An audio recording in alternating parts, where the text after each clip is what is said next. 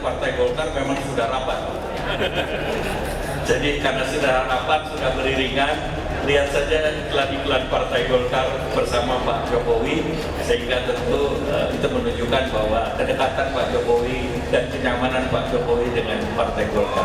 Tapi akan kembali sebagai ketum nggak Pak? Kenapa? Akan mencalonkan diri kembali di Munas nanti Pak? Munas Desember 2024. Isu yang kian kencang berhembus, yakni tidak hanya kabar akan bergabungnya Presiden Joko Widodo ke Partai Golkar, tapi juga Jokowi digadang-gadang akan dicalonkan menjadi ketua umum partai berlambang pohon beringin. Namun sejumlah tokoh, bahkan pengurus di internal Partai Golkar, kembali mengingatkan bahwa syarat-syarat untuk menjadi ketua umum partai yang identik dengan warna kuning itu sangatlah ketat. Syarat-syarat untuk menjadi ketua umum di Golkar itu sangat ketat ya. Karena pengurus baik itu pusat dan daerah selama 1 periode penuh, ya kemudian mendapat dukungan 30% dari pemilik suara, ya terus kemudian aktif dalam partai selama 5 tahun, ya dan berbagai macam syarat lainnya. Jadi tidak mudah untuk menjadi ketua umum di Partai Golkar. Kita tadi sistem di Golkar itu adalah merit. Di sisi lain, PDI Perjuangan sebagai partai yang mengawal Presiden Jokowi selama hampir 2 periode pemerintahannya mengaku sudah tak peduli dengan langkah politik Jokowi. PDIP dan Jokowi pun diklaim sudah tak ada komunikasi. Ya Jokowi suka-suka dia mau jadi kader mana, kader siapa yang dia penguasa tertinggi. Hubungan bagaimana orang cita-cita dia menghancurkan PDIP kok masih ada hubungan, dari mana? Kan jelas yang dibilang Adi Wijayanto, beliau itu ingin supaya PDI Perjuangan suaranya mengecil, berkurang. Kalau perlu ya, kan kira-kira gitu ya. Kalau sudah tahu kita isi kepala Pak Jokowi begitu, masa masih mau komunikasi? Sementara itu, analis komunikasi politik menilai peluang Jokowi menjadi ketua umum Partai Golkar akan bergantung pada waktu penyelenggaraan Musyawarah Nasional Partai Golkar. Apakah dilaksanakan saat Jokowi masih menjadi presiden atau di saat masa jabatan Jokowi sebagai presiden telah habis? Kalau Golkar konsisten istiqomah munasnya itu Desember, saya kira Pak Jokowi akan menjadi bagian dari Golkar, apalagi dikaitkan dengan ketum, bagi saya agak sulit. Tapi kalau munasnya itu dilakukan sebelum Oktober, rasa-rasanya apapun bisa terjadi. Karena kekuasaan politik seorang presiden, entah siapa nanti yang punya intensi untuk mengajak di dalam, pasti cukup powerful dan akan mengubah segala-galanya. Berdasarkan jadwal dan ketetapan partai, pemilihan ketua umum Partai Golkar akan dilangsungkan saat Munas Partai Golkar pada Desember 2024 mendatang. Ada sejumlah nama yang santer dikabarkan masuk bursa calon ketua umum. 4 diantaranya merupakan Menteri Presiden Jokowi di Kabinet Indonesia Maju, yakni Erlangga Hartarto, Bahlil Lahadalia, Agus Gumiwang Kartasasmita, dan Bambang Susatyo. Tim Liputan Kompas TV.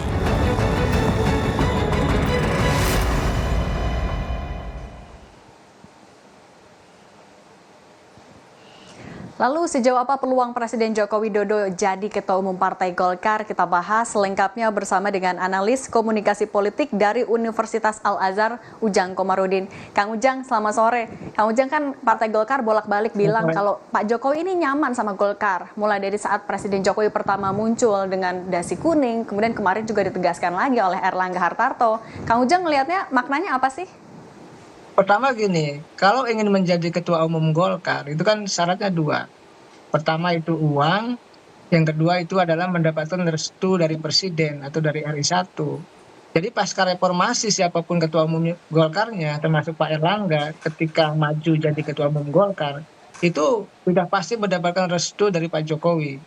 Nah dalam konteks ini ya soal perebutan kursi Golkar, saya sih melihat ya dalam konteks ke depan Golkar sih kalau ada pihak-pihak ya yang katakanlah ingin jadi ketua umum ya harus memenuhi persyaratan yang ketat yang ada di Partai Golkar. Nah soal kenyamanan iya, karena bagaimanapun Golkar ini menjadi jangkar bagi pemerintahan Pak Jokowi. Jadi ikatan Golkar dengan Jokowi memang sudah terbangun dalam konteks 9 sampai 10 tahun terakhir ini. Tetapi memang persoalannya akan menjadi rumit ketika Pak Jokowi menginginkan misalkan maju menjadi calon ketua umum Golkar. Ini kan menjadi persoalan.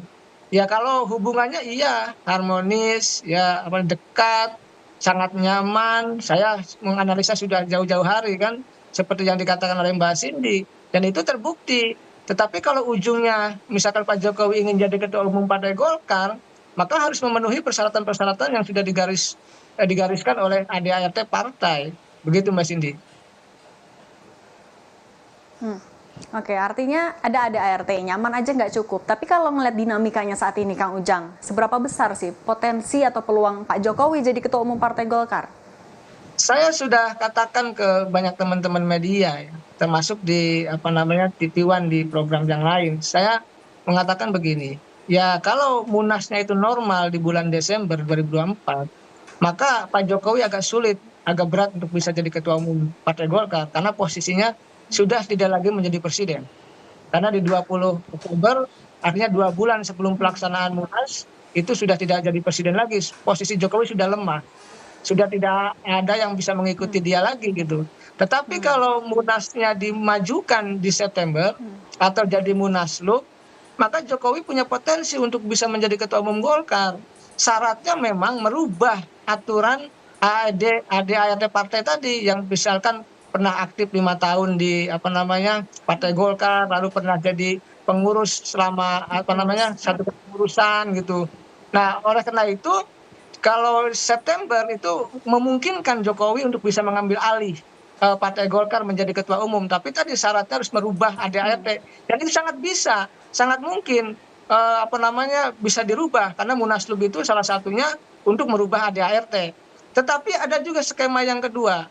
Skema yang kedua itu seandainya Munasnya diadakan di September, artinya September Pak Jokowi masih jadi presiden, maka Pak Jokowi bisa mendorong pihak lain. Misalkan dari nama-nama yang muncul didorong untuk jadi ketua umum, tapi nanti Pak Jokowinya menjadi ketua Dewan Penasehat atau Dewan Pembina atau Dewan Pakar. Mana yang cocok untuk Pak Jokowi. Jadi dua skema itu saya melihat seandainya Munas Partai Golkarnya dilaksanakan di September ketika Pak Jokowi masih menjadi presiden. Tetapi kalau saya melihat ya demi sehatnya partai politik gitu, demi menjaga demokrasi yang waras, yang berkeadaban ya, mestinya Munas tetap dilaksanakan di bulan Desember. Sehingga semua perjalanan partai itu ya normal, tidak dibajak di tengah jalan. Jadi Pak Jokowi seandainya ikut cawe-cawe kepada Partai Golkar dengan memajukan misalkan Munasnya di September, Munaslup, maka itu menjadi ancaman bagi demokrasi kalau menurut hemat saya seperti itu. Oke, artinya kalau Pak Jokowi mau dalam tanda kutip jadi ketua umum Partai Golkar, tadi skenario-nya 2 ya, sebelum 20 Oktober saat dia masih jadi presiden, masih ada peluang ya, atau dia bisa mengarahkan ketua umumnya yang dekat dengan dia. Nah, tapi apa dampaknya, Kang Ujang, kalau misalnya Pak Jokowi bisa jadi ketua umum Partai Golkar dengan mengubah ADART, untuk Partai Golkar sendiri apa? Ya dampaknya mohon maaf ya, ini bukan hanya bagi Partai Golkar, tetapi bagi demokrasi yang sehat itu sudah kehilangan jati dirinya demokrasi itu. Jadi bagaimana misalkan Golkar partai yang luar biasa hebat, saat ini begitu panen ya dukungan dari masyarakat misalkan, lalu juga partai yang punya pengalaman panjang dalam mengawal proses bangsa negara, tahu-tahu di tengah jalan diambil atau ketua umumnya seorang Jokowi yang tidak pernah aktif di Partai Golkar, yang tidak pernah jadi pengurus Partai Golkar. Kan ini menjadi persoalan. Oleh karena itu nanti akan merusak segala sendi-sendi kepartaian. Rekrutmen politiknya rusak, kaderisasinya juga rusak, semua demokratisasi internal juga ada dirusak. Jadi ini bukan persoalan hanya Partai Golkar saja, tapi memang kalau itu terjadi, kalau Pak Jokowi menjadi ketua umum, ya merusak sendi-sendi demokrasi secara luas. Karena nanti siapapun orangnya, siapapun yang berkuasa, punya kesempatan untuk bisa membajak partai orang lain. Dan ini menjadi persoalan dalam konteks kita ingin menjadikan demokrasi sebagai sebuah rule of the game dalam konteks kita menjaga bangsa ini dengan demokrasi yang sehat, kuat dan bermartabat. Kang Ujang, berarti kalau melihat kondisi di Partai Golkar sendiri di internalnya, artinya seberapa mungkin ada ART itu diubah untuk jadi karpet merah untuk Pak Jokowi? Atau juga, kan kita juga lihat ya ada beberapa pendapat, apakah ini juga bisa dilihat sebagai bentuk resistensi dari sejumlah pihak di internal Partai Golkar? Ya, saya sih lebih suka kemarin ya, ketika misalkan Pak Luhut akan mengambil alih Golkar dengan Munaslup ya. Semua kekuatan partai menolak. Pak Erlangga, Pak Akbar Tanjung, gitu ya, Pak Agung Laksono, termasuk Pak JK yang ada di luar Golkar pun katakan mantan Ketua Umum Golkar bersatu untuk menolak Munaslup, akhirnya tidak jadi.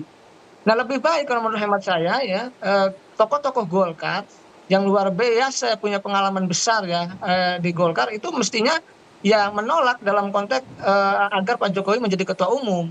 Ini karena tadi Pak Jokowi boleh menjadi kader, boleh masuk Golkar, tapi kalau menjadi ketua umum ya tadi jangan seenaknya, jangan serampangan untuk mengganti ADART, merubah ADART sesukanya. Bahkan tadi ingin menarik penyelenggaraan Munas atau Munaslup nantinya di September sebelum Pak Jokowi tidak menjabat lagi sebagai presiden. Jadi saya melihat kalau soal mungkin sangat mungkin, tetapi menurut saya ini sudah merusak akal sehat dan sudah merusak Partai Golkar ke depan. Dan justru kebatinannya agak kader-kader mungkin akan menolak, tapi sulit untuk bisa diungkapkan dalam konteks terbuka di depan publik, karena ketika Pak Jokowinya masih menjadi presiden, Munaslupnya dilaksanakan misalkan di September, ya kader-kader Golkar apa yang bisa diperbuat? Sulit untuk bisa melawan presiden, kan seperti itu. Tetapi dalam konteks kita menjaga demokrasi yang sehat, yang waras, yang berkeadaban, maka sejatinya norma-norma kepartean harus dijaga, harus diperkuat, bukan dirusak hanya untuk katakanlah Pak Jokowi menjadi ketua umum Partai Golkar. Kang Ujang, oke, artinya pengaruh Jokowi sebagai presiden masih besar. Tapi kalau Kang Ujang melihatnya sebenarnya sekarang Pak Jokowi yang butuh Partai Golkar atau Partai Golkar yang butuh Pak Jokowi? Kalau pemilunya sudah beres, Golkar tidak butuh Pak Jokowi. Pencoblosan sudah beres, Golkar suaranya sudah naik. Angka quick count mengatakan katakanlah kurang lebih 15%. Di mana-mana di dapil banyak yang tadinya 1 kursi menjadi 2 kursi begitu. Nah, dalam konteks itu ya Golkar tidak butuh Pak Jokowi. Ketika pasca pencoblosan saat ini yang butuh adalah Pak Jokowi. Karena Pak Jokowi akan selesai di 20 Oktober 2024, butuh benteng, butuh rumah, butuh pengaman ketika beliau tidak lagi menjadi presiden. Karena kalau tidak punya jabatan, tidak punya kekuasaan, itu kan cenderung bisa dikerjai oleh lawan politik ke depan. Oleh karena itu butuh benteng pengaman, butuh rumah, butuh sandaran, butuh posisi, butuh jabatan. Ya apalagi di Golkar, partai besar di parlemen, dan itu menjadi kekuatan tersendiri bagi Pak Jokowi seandainya yang bersangkutan ada di Partai Golkar. Jadi yang butuh Pak Jokowi, begitu. Oke.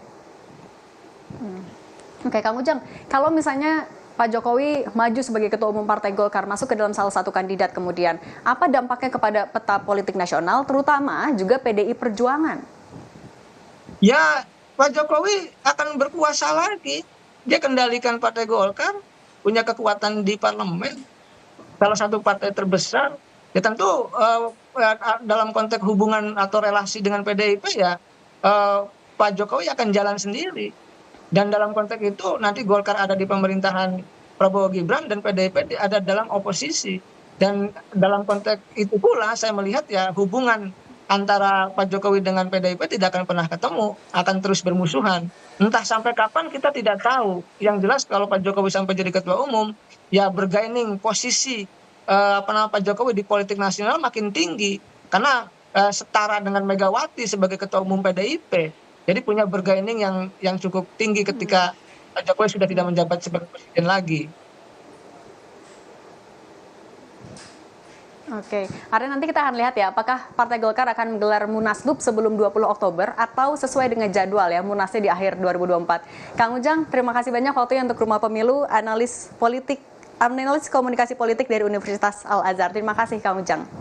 Sami, Mbak Cindy.